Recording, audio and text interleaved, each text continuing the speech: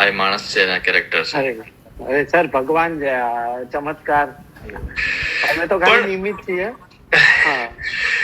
હું તમને એ જ વસ્તુ પર મેઇન મારો પહેલો સવાલ એ જ હતો કે પરીક્ષા બધી કરે ભગવાન, પણ જયારે તમને જરૂર હોય ને ત્યારે પાછળ ઉભો પણ રહે આશીર્વાદ સાથે કે હવે તું જા, હવે હું તારી સાથે છું. તો એ પરીક્ષાનો પ્રોસેસ કેવી હતી? ભલે હું જૂની કેસેટ વગાડી રહ્યો છું, પ્રભુ આ 6 મહિના જૂની ભલે કેસેટ છે, પણ મને પ્લીઝ એ કેસેટ વગાડો કે એ પરીક્ષા કેવી હતી અને હવે આ ફળ ભગવાનનું કેવું લાગી રહ્યું છે. પરીક્ષા જયમીનભાઈ બહુ મતલબ આકરી કદાચ શબ્દ વાપરું હું તો કદાચ ઓછું નથી, કેમ કે વાપરી જ શકીએ છીએ આકરી શબ્દ, કેમ કે અંકિતને ફિલ્મ બનાવી હતી, અમારે બધાને ફિલ્મ બનાવી હતી અને ઘણા વર્ષોથી ફિલ્મ બનાવી હતી. એક અમે ફિલ્મ સ્ટાર્ટ કરી અને એ વર્કઆઉટ ના થઈ, કેમ કે પૈસાનો ઇસ્યુઝ હતા. મતલબ બિગ બજેટ ફિલ્મ હતી, કોઈ ટ્રસ્ટ કરી શકે એવા નતા. અને અંકિતે મતલબ સી એ કેટલો જેન્યુઇન મેકર છે એના મતલબ કોલ માટે કે મારે એક્ટર્સ તો તું જ જોઈએ. હું અને સુરત, એની બીજી સ્ક્રિપ્ટમાં પણ હું અને સુરત જ છીએ, તો અમે નોન ફેસ નથી, તો એ અંકિત. અરે સર, ભગવાનની કૃપા મતલબ. તો ટચવુડ કે હવે રહેવું છે આખી જિંદગી અને આવા જ કામ કરવા છે. તો coming to the film, coming to your question, કે અમે મતલબ ફિલ્મ બનાવવા અંકિત જુનાગઢ પહોંચી ગયો અને એના એક ફ્રેન્ડને ફોન કર્યો, જીગર દલસાણિયા, જેને તમે ક્યાંય નહીં જોયા હોય. એ માણસને હેડ્સ ઓફ છે. અંકિત એમ કીધું કે ભાઈ હું આવી ગયો છું, ફિલ્મ નહીં બનાવું તો ગાંડો થઈ જઈશ. તો કે હું તને શું કરી શકું? તો કે પૈસા. તો કે લઈ જા. આવી રીતે ફિલ્મનો ફર્સ્ટ પ્રોડ્યુસર એ થયા. મતલબ ફિલ્મમાં અઢળક પ્રોડ્યુસર છે. એ લોકો બધા જ મિત્રોને, અમારી જેટલી ફિલ્મ છે પણ જેટલા લોકો નથી દેખાતા ને એ લોકોની કદાચ આ ફિલ્મ ઉપર વધારે હક છે. તો અમે આટલું ફ્રીલી કામ કરી શક્યા. અને અત્યારે જે અમે લઈ રહ્યા છે, તમે જે કીધું કે કસોટી અને હવે પરિણામ જે ભગવાને આપ્યું છે, અનબિલીવેબલ. ચમત્કાર સાહેબ, ચમત્કાર. 0 શોઝ થી અત્યારે બહારની કન્ટ્રીઝમાં એટલા બધા શોઝ છે જે આજ સુધી કોઈ ગુજરાતી સિનેમાને નથી મળ્યા. તમને કદાચ એ વાત સાંભળીને વધારે નવાઈ લાગશે, પણ આની ક્રેડિટ પ્લીઝ લેજો. અંકિતભાઈને પણ આપજો, સુરતભાઈને પણ આપજો, જે ચહેરાઓ સામે નથી આ એ લોકોને પણ આપજો. કે ઇટોબિકોના થિયેટર્સમાં, કેનેડાની વાત કરું, ઓન્ટારિયોના એવા 6 થી 7 થિયેટર્સ છે. And I am not joking about it. I am very serious and this credit goes to all of you. ઓન્ટારિયોના 6 થી 7 થિયેટર્સ એવા છે જેમાં નંબર 1 પર કોઈ મૂવી ચાલતું હોય, જેના shows back to back Housefull જતા હોય, હિન્દી ઇંગ્લિશ મૂવીને સાઈડમાં કરીને જેના શોઝ બેક ટુ બેક જઈ રહ્યા છે, મૂવી છે લાલો.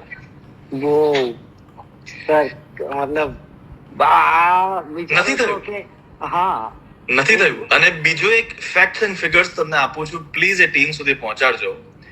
કેનેડામાં આજ સુધીના ઇતિહાસમાં હિન્દી, ઇંગ્લિશ કે કોઈ પણ લેંગ્વેજમાં જો 500 કરતા વધારે શો થયો હોય તો એમાં ટોપ 3 માં અત્યારે લાલો મૂવી છે. 500 કરતા વધારે સ્ક્રીનિંગ. 500 કરતા, અરે ગજબ. મતલબ અનબિલીવેબલ. Within 2 weeks. અમે જયારે ફિલ્મ બનાવી ને ત્યારે જયમીનભાઈ વિચાર્યું નતું કે આ લેવલ ઉપર અમને પ્રેમ આપશે લોકો મારા ઓવારણા લે છે અને મને 500 રૂપિયા એક આંટીએ આપ્યા ગિફ્ટમાં. એનું હું શું કરું? આ પ્રેમનું હું શું કરું? એમના દીકરાની જેમ મને ગજબ. અને હજી હું મતલબ હવે તો બિલીવ કરું છું કે આના કરતા વધારે રેકોર્ડ બનાવશે આ ગુજરાતી સિનેમામાં. જે થયું, લોકો કહેતા હતા ગુજરાતી સિનેમાને ઓડિયન્સ નથી મળતી, એ લોકોના ગાલ ઉપર કદાચ તમાચો છે. અમે નથી મતલબ અમને નથી ખબર કે આવું થશે. અમને ખાલી એટલી ખબર હતી કે ફિલ્મ સરસ બની છે, we are proud of it. અમે મતલબ 1.5 કરોડ ફિલ્મ કમાઈ ગઈ તો અમે મતલબ કૂદ્યા હતા. પણ અને અત્યારે મતલબ ગુજરાત, મારા જાણ પ્રમાણે એ આંકડો કદાચ 75 કરોડ પર પહોંચ્યો છે. અમે કલેક્શન જૂટાવીને અમે ચેક પણ નથી કરતા. અમે હવે પ્રસાદ લેવાના મૂડમાં છીએ આખી ટીમ કે ભગવાન પ્લીઝ. તો આ સર ચમત્કાર જ છે. અને ગજબ. મતલબ ચલો પરિણામ પર આવી ગયા છે, પરિણામ પર વાત પણ કરીએ. જ્યારે કરણ જોશી, સુગત ગોસ્વામી, અંકિત સખિયા, રીબાબેન બધા જ જ્યારે થિયેટર્સમાં જાય મૂવી પત્યા પછી, અને પહેલા એવું હતું કે તમે ખાલી જતા હતા અને બધાને હાથ જોડતા હતા. હવે આજુબાજુ બાઉન્સર ની જરૂર પડે છે કે ભાઈ અમને જવા દો પ્લીઝ, તમે પગે પછી લાગ્યો, સેલ્ફી પછી લેજો, પહેલા અમને અંદર જવા દો. How do you take this as an actor? કારણ કે તમે હજી પણ મને એવું લાગે છે કે એ પ્રોસેસમાં છો. મેં તો કેરેક્ટર પ્લે કર્યું હતું યાર, લોકોએ ખાલી એને ઉઠાવી લીધું છે, બનાવી લીધું. How do you take this as an actor? કારણ કે ગ્રાઉન્ડેડ રહેવું બહુ જરૂરી છે. બહુ યસ યસ એવી રીતે જ કે પહેલા અમને પ્રેશર લાગતું હતું કે યાર પબ્લિક ખરેખર આ મારા માટે છે. પહેલા એ પ્રોસેસ થયું. પછી મારો મોટો ભાઈ છે ને, અમુક લોકો એક્સપિરિયન્સ લોકો છે, એ લોકો સાથે વાત થઈ કે આ પ્રેશર રીતે ના લેશો, આ રિવોર્ડ છે, વધાવી લો અને નમીને લેજો. તો બસ અમે અત્યારે નમેલા જ છીએ અને બધું અત્યારે અમે પ્રોસેસ કરવાના પેલામાં નથી. અત્યારે ખાલી અમે લઈ જ રહ્યા છીએ. પ્રોસેસ કદાચ શાંતિથી શ્વાસ લેશું ને ત્યારે જ થશે. અમે અત્યારે પણ જેમ કર્મનો સિદ્ધાંત ફિલ્મમાં છે એ જ કરીએ છીએ. અમે કર્મ અહીંયા દોડીએ છીએ, ત્યાં દોડીએ છીએ, બધે દોડતા દોડતા જ આવીએ છીએ. ઇવન ગઈકાલે જેતપુરમાં એવું થયું, જેતપુરમાં કે ક્યાંક કે અમે થિયેટરમાં ગયા અમરેલીમાં અને ધાબે ચડીને બીજી બિલ્ડિંગ માંથી નીચે ઉતર્યા. પબ્લિક નો આટલો પ્રેમ, મતલબ. અને પછી પહેલા અમે એમ કહેતા પ્રીમિયરમાં છે ને અમને ઇવેન્ટ કંપનીએ બાઉન્સર આપ્યા હતા. અમે લોકોને બાઉન્સર્સને એમ કીધું કે પ્લીઝ અમે ભૂંડા લાગશું સાઈડમાં, અમને કોઈ પકડવા નહીં આવે. અને અત્યારે અમે માંગ્યા કે પ્લીઝ અમને બાઉન્સર આપો. તો આ સફર બહુ ગજબ, મતલબ આખી ટીમ અત્યારે એક અલગ મૂડમાં છે. આજે ટીમમાં સોરી હું તમને આજે અમે ધોરાજી ગયા હતા સિંગલ સ્ક્રીન થિયેટરમાં અને બપોરનો શો હાઉસફુલ. અને સિંગલ સ્ક્રીન અત્યારે હાઉસફુલ જાય, સિંગલ સ્ક્રીન નું કલ્ચર જ નથી રહ્યું. મલ્ટીપ્લેક્સ જ બધી જગ્યાએ થઈ ગયા છે. હા, અને ત્યાં અમારી ફિલ્મમાં સ્પોટ દાદા હતા, અશોકભાઈ ને કેતનભાઈ. એ લોકોએ મારું બહુ ધ્યાન રાખ્યું. એ લોકો મળ્યા અને સાહેબ બસ એમણે લાઇટ વાળા એ બધાએ, મતલબ લાઇટ દાદા હોય, સાઉન્ડ દાદા હોય, બધાએ એટલી મહેનત કરી છે ને. આ પ્રોપર કોલાબ કહી શકું અને જે સ્ક્રીન ઉપર દેખાય.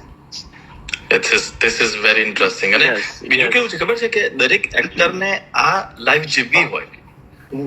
દરેકની લાઈફમાં શાહરુખ ખાનને પણ દરેક મૂવી આવા ના મળતા હોય. એટલે તમે જે અત્યારે જીવી રહ્યા છો એ એઝ એન એક્ટર તમારા માટે એવું લાગતું હશે કે મેં અત્યાર સુધીની જેટલી પણ મહેનત કરી છે ને એ પ્રેમ ભગવાને મને એક મૂવીમાં એક સાથે આપ્યો છે. તો હું તમારી એ જૂની કેસેટ પર પાછી જવા માંગુ છું, કરણની સ્ટાર્ટિંગ કરિયર, કે જ્યાં આગળ કરણે વિચાર્યું કે મારે એક્ટિંગ કરવી છે. તમે તમારા ઘણા બધા થિયેટર્સમાં નાના નાના પાત્રો ભજવ્યા છે તમે, જેમાં તમારી એક્ટિંગ નિખરીને હવે મોટા પડદા પર દેખાઈ રહી છે, લોકો ફીલ કરી રહ્યા છે. પણ એવું નથી કે કરણે ગઈકાલે એક્ટિંગ ચાલુ કરી હતી. પ્લીઝ શરૂઆતના 2-4 એવા ક્ષણો કે જ્યાં આગળ તમને અત્યારે આંખો બંધ કરો તો આમ યાદ આવે. ખરે આંખો બંધ કરીને યાદ આવે તો રિસેન્ટમાં જ એક કિસ્સો થયો. જ્યારે મેં 2016માં થિયેટર ચાલુ કર્યું ત્યારે હું એઝ અ વોલન્ટિયર અમારા ઓરોબોરોસ થિયેટર ક્લબ કરીને અમારા સર ચિરાગ મોદી ત્યાં મેં થિયેટર મતલબ પ્રેક્ટિસ કરવાનું સ્ટાર્ટ કર્યું. એમણે એ જ ગાળામાં 3 દિવસનો થિયેટર ફેસ્ટ કર્યો હતો, રાઈટ. તો હું એઝ અ વોલન્ટિયર જ હતો, મતલબ ટીમમાં મારે તો જવું હતું. અને બધા સ્ટેજ ઉપર, હવે ઈચ્છા તો હોય કે યાર એક્ટિંગમાં હું કેમ નથી સ્ટેજ ઉપર, પણ એ રિયલાઇઝેશન પણ થયું કે યાર એ લોકો વર્ષોથી કરી રહ્યા છે જે સ્ટેજ ઉપર હાજર છે, રાઈટ. તો મારું કામ હતું હોલના દરવાજે ઉભું રહેવાનું અંદરની સાઈડ, અને જે ગેસ્ટ આવે એમને પાણીની બોટલ આટલી આપવાની નાની. અને ત્યારે કોમેડી ફેક્ટરીનો શો હતો મનનભાઈનો ને એમનો. અને હમણાં થોડાક ટાઈમ પહેલા સુરતમાં લવારી શોમાં એઝ અ ગેસ્ટ અમે બેઠા હતા. તમે સમજો છો તો આ કેટલું મારા માટે સ્પેશિયલ હશે. તો મેં થિયેટર ચાલુ 2016માં કર્યું અને બ્લાઇન્ડર્સ રાખીને કામ કરતો હતો.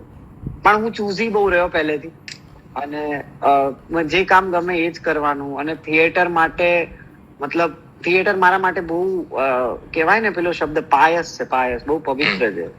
એ અરીસો છે. પહેલા નાનપણથી જ એક્ટર બનવું હતું મારે, અને પણ એ ક્યાંક મોટા થતા થતા સપનું ક્યાંક ધૂંધળું થઈ ગયું હતું. અને કદાચ હું જ્યાં રહું છું ત્યાં અમે સ્કૂલિંગ એવું નતું કે જે કલ્ચરલ એક્ટિવિટીઝ થઈ શકે. ખાલી અમને એવું જ ખબર હતી કે સ્કૂલમાં ભણવા જવાનું, સ્પોર્ટ્સ ડે હોય અને ખતમ. અત્યારે જે લોકોને સારી સારી સ્કૂલ્સ છે તો નાનપણથી થિયેટર સાથે ઇન્ટ્રોડ્યુસ થઈ જાય છે. હજી મને એમ થાય છે કે યાર હું થોડાક વર્ષો પહેલા અગર થિયેટર સાથે સંકળાઈ ગયો હોત ને તો અત્યારે કોઈ ઓર હોત એમ. તો પણ વાંધો નહીં, ભગવાન જે ટાઈમે આપે એ જ ગજબ હોય છે. તો થિયેટર 2016માં લાઈફમાં આવ્યું. 9 વર્ષ દબાઈને થિયેટર કર્યું, પૈસા વગર એક્સપેરિમેન્ટલ થિયેટર કરતા, જેનું રેન્ટ જ મતલબ જગ્યા હોય 120 થી 150 જણ બેસી શકે, રાઈટ. અને એનું ભાડું જ હોય 7-8 હજાર રૂપિયા. અને 200 રૂપિયા ટિકિટ હોય. તો નાટકની કોસ્ટ કરતા કોસ્ટ્યુમ્સ કદાચ લાવ્યા હોય, સેટ બનાવ્યો હોય, યા કઈ પણ ટ્રાન્સપોર્ટેશન નો ખર્ચો તો ભાગે એટલું ના મળે. તો કદાચ 4-5 એક્ટર્સ હોય તો 100-200 રૂપિયા શો પછી એકદમ હેપી હોઈએ પણ અમે સેટિસ્ફાઈડ કે એવી રીતે લઈને ઘરે જતા. બીજા દિવસે ખબર પડતી કે યાર ચાનું બિલ કોણ આપશે આપણે. તો આ શરૂઆતના દિવસો રહ્યા છે મારા.